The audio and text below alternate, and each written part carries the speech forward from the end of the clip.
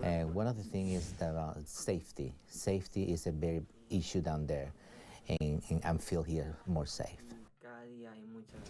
Refugees reunite with their family members in Evansville. It's through a new program being led by Aurora, a local nonprofit that helps the homeless. 4 families have already moved from their native countries, escaping their hardship there and starting new lives. For her special report, Hillary Simon met with one young man who made a lot of sacrifices to come here to the tri-state. Hillary. Well, Aaron, 19-year-old Luis Barrientos is thrilled to be here in Evansville. He was born and raised in El Salvador and until now had never been to the United States. Well, after a year of paperwork and screening, he's finally settling into his new life in southern Indiana. It's a bit of a culture shock for 19-year-old Luis. La ventana es más bonita, la cama es mucho más grande. He said the windows is more big, the beds is buried to what he got over there. He just moved from his native country, El Salvador, a few weeks ago to seek a better life in Evansville and live with his dad, Manuel. Un lugar muy seguro, muy bonito, me encanta. It's a really safe place, it's a beautiful place, and I really love it. It's been 18 years since the two have lived under the same roof. Before, the only picture Manuel had of his son was on the wall. My dad, when I was born, my dad left and I only was 6 months old. And I didn't see him after I was around 14 years old, who came to visit. And I was happy to see by then. But now, since I'm 19, and I'm very, very happy to be, just seeing him, but being with him. I live for myself in my home for the last 6 or 7 years.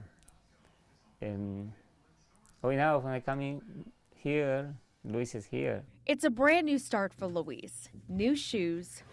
I like the color, white. New language. Lapiceros, pencil. He's even working on getting his U.S. driver's license. Much different than what his life was like in El Salvador, where he says gangs are growing, families are being threatened, and homicides are on the rise. He says he didn't feel safe anymore. And there were some people threatening him, and in fact there was a guy that stole some money from here, from the gang, and a cell phone, and started threatening him. If he cooperate with them, they probably will kill him. It was his friends and family that told him to apply for this program, get out of the country, and go live in America with his dad. Now Luis has his dad and his case manager from Aurora, Danette Romines, to help him get settled. We do case management for 90 days, and we provide a small stipend for them to get started. And we get them established, get their social security numbers applied for, find them work, and then also locate housing for them as well. Thank God I had the opportunity because I really want to look into the future. It's basically first to learn the language and get opportunity to get a job and develop myself and continue my aspirations, continue my education. Luis's mother and cousin, who's like a sister to him, are all still back home, making the move to America bittersweet. Do you hope that they can come here eventually? ¿Tú tienes la esperanza de que algún día ellos puedan venir para acá? Sí, primero Dios que sí, algún día. Yeah, God willing, I hope they can come. And Luis told me his dream is to have a job in graphic design.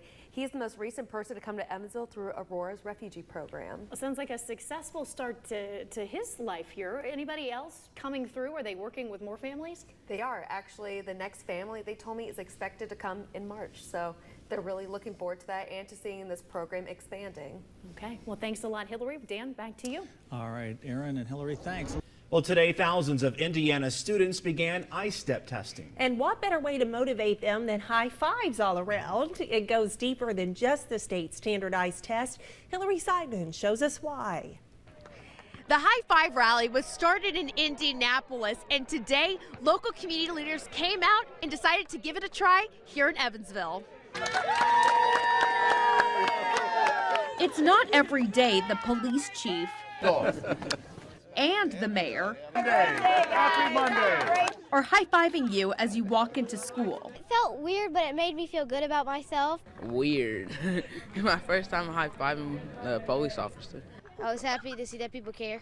The U.S. Attorney's Office and a local nonprofit, Young and Established, teamed up to bring the rally to life in Evansville.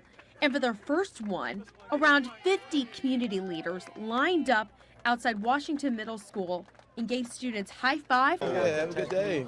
after high five.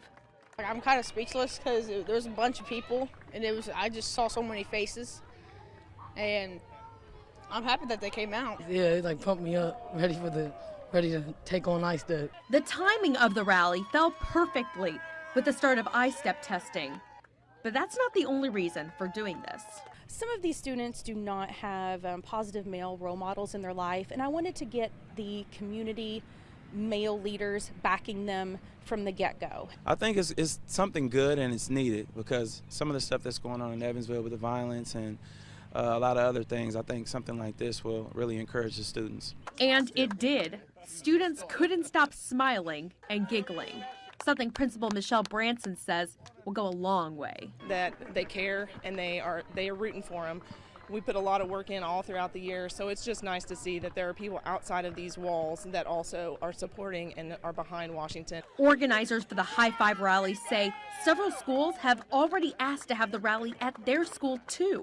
So expect more high fives at schools in the tri-state. It was 1 week ago when members of the Islamic Center of Owensboro were finishing their prayers and they noticed this sign in front of their building had been vandalized.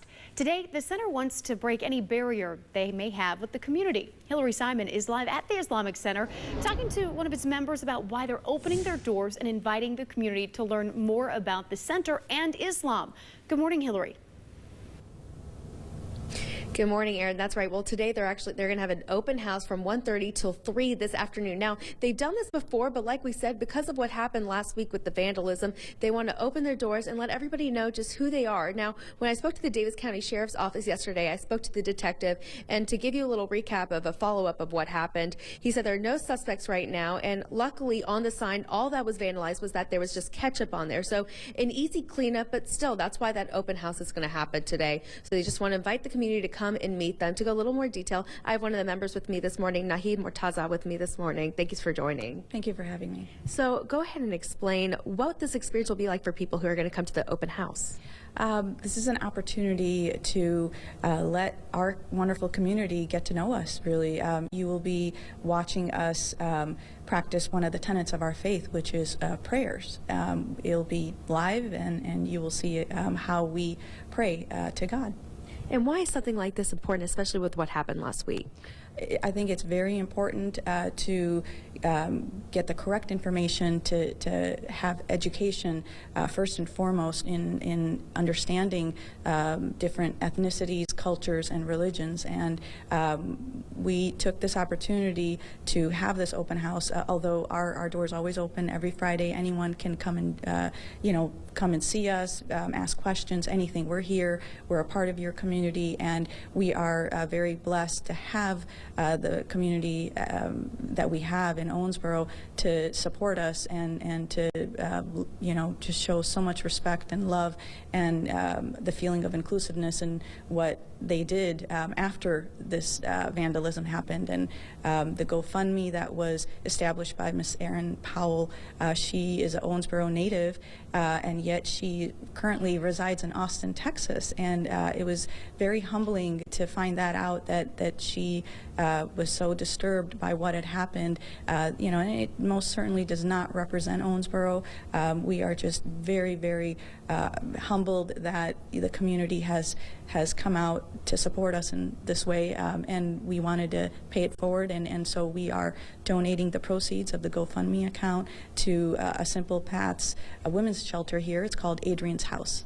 And if anybody would like to donate to that, it's more than welcome. That's great. Thank you so much for joining us this morning. The open house is going to be from 1:30 till 3 this afternoon. You can stop by. It's here, the Islamic Center in Owensboro. Back to you.